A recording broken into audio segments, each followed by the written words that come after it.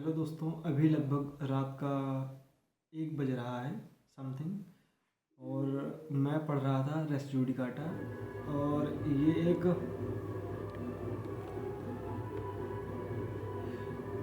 Race judicata अपने CPC में define किया गया है, code of civil procedure code 1908। तो मैं आपको बताना चाहता हूँ कि ये जो रेस जुडिकाटा टर्म है, ये सीपीसी में सेक्शन 11 में डिफ़ाइन किया गया है। और अगर हम बेरेक्ट की लैंग्वेज पे जाएं तो वो कुछ इस तरीके से बेरेक्ट में बताया गया है। तो हम पहले बेरेक्ट की लैंग्वेज पढ़ेंगे, उसके बाद सिंपल टर्म में समझेंगे कि आखिर रेस जुडिकाटा होता क्या है। तो यहाँ पे बताया गया है कि मतलब no court shall try suit or issue in which the matter directly and substantially in issue has been directly and substantially in issue in a formal suit between the same parties or between parties। उसके बाद हम आगे बढ़ेंगे। under whom they are any of them claim litigation under the same title in a court competent to try subsequent suit or the suit in which the issue has been substantially raised and has been heard and finally decided by the such court। तो overall ये जो एक broad definition दी है, काफ़ी बड़ी definition. आपको definition पे मतलब वर्ड टू वर्ड आपको रटना नहीं है, आपको समझना है मेन चीज़ कि क्रक्स क्या है और डेफिनेशन हमारी कहना क्या चाहती है।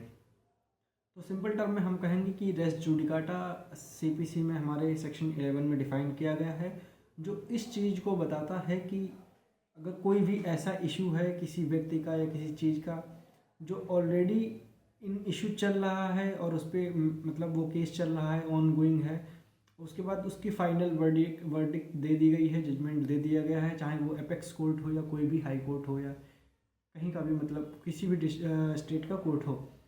तो वो जो सेम इशू सेम मैटर का जो केस होगा उस पर अगर फैसला दे दिया गया है किसी भी कोर्ट के द्वारा, किसी भी एपेक्स कोर्ट के द्वारा, तो वो दोबारा सेम मैटर पे वाद दायर नहीं कर सकता है। कहने का मतलब ये है कि आप का फॉर एग्ज़ाम्पल हम मान लेते हैं कि एक प्रॉपर्टी का केस है, एक आदमी वाद दायर करता है इलाहाबाद हाई कोर्ट में, और वो प्रॉपर्टी की केस पे जो हमारे ऑनरेबल जजेस रहते हैं उन्होंने फैसला सुना दिया है, और फैसला सुनाने के बाद में उस मैटर को क्लोज कर दिया है, वो केस ख़त्म कर दिया है।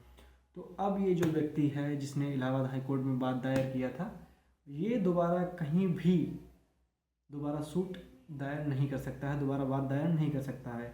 यही है हमारा रेस जुडिकाटा, जो बताता है कि the matter is already decided और एडजुडिकेटेड। और ये जो अपना रेस जुडिकाटा टर्म है ये लैटिन फ्रेज से आया है, और वेयर इन विच हम लोग कह सकते हैं कि रेस मीन्स सब्जेक्ट मैटर और जुडिकाटा मीन्स जुडिकेटेड या एडजुडिकेटेड या जज्ड। तो ये एक छोटा सा कहीं ना कहीं आपके सामने हमने पेश किया है कि समझाने की कोशिश करी है अच्छे तरीके से। अगर आपको अच्छा लगा हो तो ऐसी वीडियो हम और बनाएंगे। आप हम लोगों को सपोर्ट करिए, हमें सपोर्ट करिए, हम और मोटिवेट होंगे और ऐसी वीडियो बनाते रहेंगे। आपके सामने इजी वे में इन चीज़ों को बताएंगे और साथ में कुछ नोट्स भी आपको देंगे अगर आप लोग तैयारी कर रहे हैं।